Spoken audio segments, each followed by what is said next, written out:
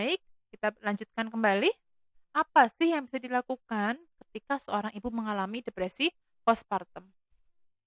Nah, seperti yang saya sampaikan bahwa depresi postpartum ini sangat berbahaya ya kalau tidak ditangani, maka segala upaya kita lakukan untuk mencegah dan untuk menangani kejadian depresi postpartum apabila ini sudah terlanjur terjadi. Yang pertama adalah ya, yang kaitan dengan fisik dulu nih, ya, asuhan fisik dulu. Yang pertama adalah minta ibu untuk olahraga ringan, olahraga dan mengkonsumsi makanan sehat. Katanya nih, di dalam tubuh yang sehat terdapat jiwa yang kuat, ya. Dari tubuh dulu, tubuhnya disehatkan. Ada ibu yang mengarah ke depresi postpartum, ya maemnya, makanannya diperbaiki. Berikan yang menyehatkan, nutrisi yang lengkap, ya. Karbohidrat, protein, vitamin, mineral, ya, lemak ini dicukupi dalam jumlah yang sesuai. Kemudian minta ibu untuk olahraga. Olahraga tidak harus yang berat-berat ya Bun ya, tidak harus lari mengelilingi lapangan, tentu tidak. Ya, jogging di depan rumah mungkin pagi hari atau di dalam rumah ya, kalau pakai apa namanya alat sendiri di dalam rumah, lari-lari di tempat atau senam ya, atau yang lainnya yoga, apapun itu yang disukai Bunda yang bisa dilakukan di rumah ya. Apalagi di musim pandemi Covid seperti ini ya. Olahraga apa sih yang bisa dilakukan? Mungkin sambil berjemur di teras rumah sambil olahraga ringan begitu ya. Nah, ini untuk akan membantu mengembalikan kebugaran fisik ya. Ya, paling enggak orang sehat ada 3 ya, ada sehat fisiknya, sehat mentalnya ya, psikologinya ataupun sehat spiritualnya. Maka asuhan ke arah fisik ini penting juga ya. Kemudian eh, menentukan atau menetapkan harapan-harapan yang realistis pada ibu. Artinya bahwa ibu harus bisa mengukur kira-kira harapan-harapan dia terhadap diri dia sendiri maupun terhadap bayi dia, terhadap keluarga dia, itu seperti apa harapannya. Apakah kira-kira harapan itu bisa dicapai? Nah, kalau sekiranya harapannya terlalu tinggi, terlalu melangit, cobalah diturunkan harapan-harapannya. Jangan terlalu tinggi tapi kemudian tidak bisa tercapai karena itu akan membuat stres ya yang berujung pada depresi. Ya. Harapan apa sih? Mungkin kaitan dengan anak kita, ya, dengan keluarga kita, dengan suami kita. Tentu juga diiringi dan memaafkan diri sendiri. Kalau misal gini, saya tuh pinginnya jadi seorang ibu yang mengerjakan semuanya sendiri. Saya pengen jadi seorang ibu yang superwoman ya, yang apa namanya, yang kuat gitu ya.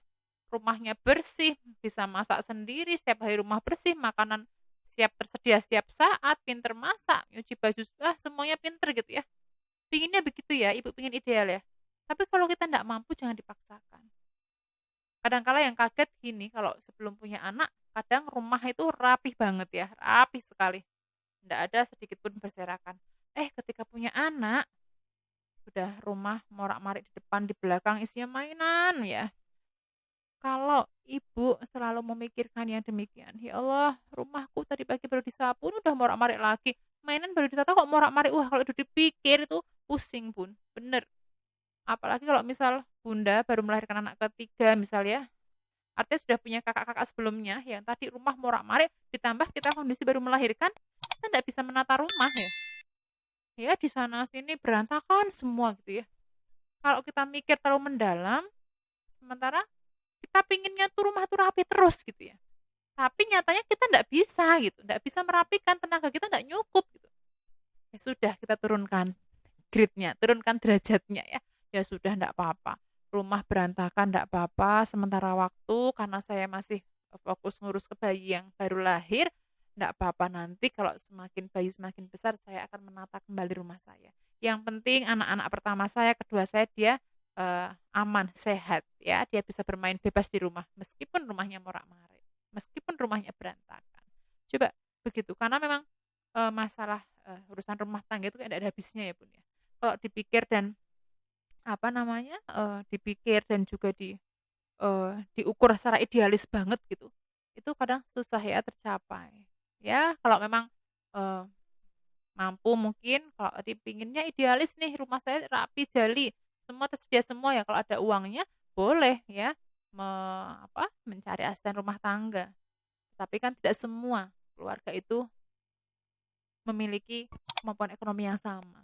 Ada yang bisa, eee, mencari asisten rumah tangga sampai 2, 3, 4 barangkali, tapi ada juga yang susah ya, untuk makan saja susah kok Bun, apalagi mikir untuk asisten rumah tangga. Ini fakta ya, sehingga, sekali lagi kita, target kita ataupun idealisme kita diturunkan sesuai dengan kemampuan kita masing-masing. Sesuai dengan kadar ekonomi kita juga seperti apa disesuaikan, ya, begitu.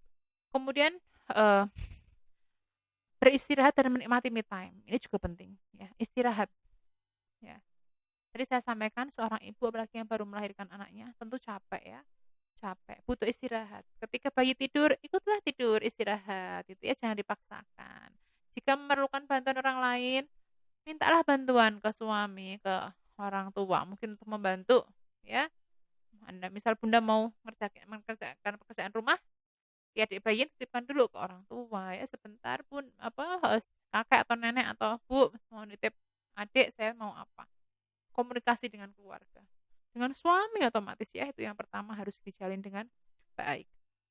Berikutnya, sesekali ya, Bunda bolehlah lihat nanti di Facebook ya, ada yang namanya, kelompok atau komunitas namanya Motherhood Indonesia, ya.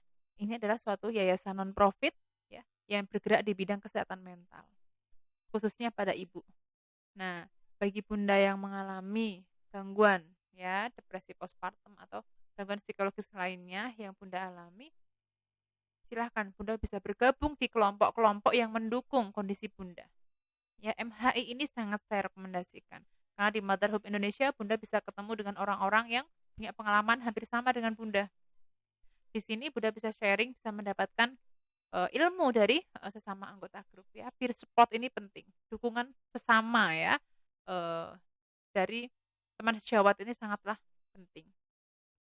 Kemudian ini juga penting ya, jangan sampai kita membandingkan diri kita dengan diri orang lain. Jangan kita bandingkan keluarga kita dengan keluarga orang lain. Ya. Jangan kita merasa di sana teman saya enak tuh, ya dia habis lahiran, yang asuh banyak, punya ART, punya ini terpenuhi semua, aku dikerjain sendiri semua misalnya gitu ya. Nggak usahlah dibanding-bandingkan Bun. Ya kadang-kala sih memang rasanya kalau lagi capek itu ya wajar ya, sesekali mungkin bilang gitu. Tapi kalau itu di diangken, kalau bahasa Jawanya diangken. Kalau ini apa ya? Ditahan ya, perasaan yang seperti itu ditahan lama-lama, nanti justru jadi penyakit. Udah di-enjoy, dinikmati aja dan dikerjakan semampu Bunda, gitu ya. Tentu sekali lagi komunikasi yang baik antara kita dengan suami itu sangat penting. Berikutnya jangan pula bandingkan anak kita dengan anak orang lain. Misal, wah anak saya kok hitam, hitam legam gitu ya. Anak saya hitam legam kayak gula Jawa gitu misalnya. Anaknya dia kok putih, cantik kayak susu gitu ya. Tidak perlu dibandingkan seperti itu pula.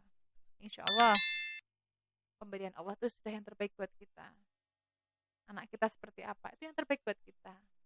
Ya, gitu ya.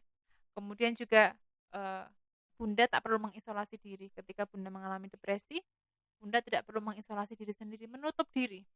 Ketika depresi justru ibu harus keluar ya, bersosialisasi. Kalau di musim pandemi begini, ya sosialisasinya mungkin tidak harus jalan-jalan keluar ya, ngumpul-ngumpul enggak.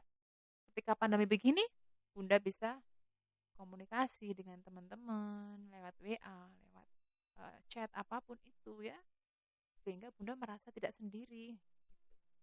Ya, social support dan sosial ya, hubungan sosial dengan satu sama lain sangat penting. Kalau Bunda mengisolasi seakan-akan Bunda seorang diri aja, tidak ada temennya. Dan ini akan memperparah ya nanti kondisi baik fisik maupun psikis Bunda. Kemudian jika diperlukan Bunda merasa butuh bantuan, ya ini bukan merasa, kalau udah depresi sebenarnya harus ke psikoterapi ini ya. Ya, pertama ke psikolog dulu, coba konsul ya, cari bantuan ke psikolog. Nah, kalau memang diperlukan nanti psikolog akan merujuk ke psikoterapi. Ya, akan diarahkan ke psikoterapi. Nah, kalau dari psikoterapi ya bisa jadi nanti Bunda akan diberikan antidepresan, obat anti depresi. Tentu ini bukan kita beli sendiri ya Bunda, tapi atas, resep ataupun, atas resep dan juga atas pengawasan dokter, atas pengarahan dari psikoterapi, psikiater gitu ya. Psikiater ini penting sekali untuk membantu penyembuhan seorang ibu yang sudah depresi, gitu. Nah, terakhir Bunda, ya, Bunda, ayo kita berdoa bareng-bareng. Ya, doa itu adalah puncak dari segala usaha ya. Kita serahkan pada Allah, ya Allah, meskipun aku kondisinya depresi seperti ini, meskipun suamiku begini, meskipun anakku begini ya Allah, aku yakin ini adalah semua darimu. Semua adalah Engkau yang mengatur ya Allah, bahkan daun yang jatuh satu pun itu sudah atas kehendak-Mu. Maka semua ujian ini pasti ada hikmahnya. Semua aku kembalikan padamu ya Allah. Aku ikhlas, aku pasrah, dan berilah aku kekuatan. Doa itu penting sekali. Doa tadi harapannya akan semakin membuat kita kuat. Dan kita yakin bahwa setiap ujian itu pasti sesuai dengan eh, kapasitas ataupun kemampuan hambanya masing-masing. Semoga dengan doa ini membuat Bunda semakin bahagia, semakin tenang apapun kondisinya. Baik, demikian mengenai penanganan yang bisa kita lakukan ketika depresi postpartum. Semoga bermanfaat.